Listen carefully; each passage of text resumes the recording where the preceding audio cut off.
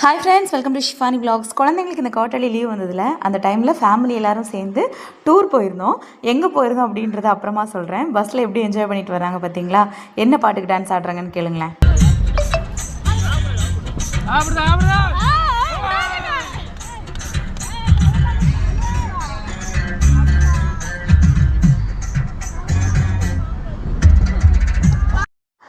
பஸ்ஸில் நல்லா டான்ஸ் ஆடி என்ஜாய் பண்ணிட்டு தான் கிளம்புனோம். கேரளா போகிறான்னு தான் பிளானு. அங்கே ஒரு பீச் இருக்குது, அது போய் பார்க்கலாம், அது நல்லாயிருக்கும் அப்படின்னாங்க. பஸ்ஸில் செம்மையாக ஜாலியாக ஆடிக்கு போனோம். அதுக்கப்புறமா ஏர்போர்ட்டும் பார்க்கலாம் அப்படின்னாங்க.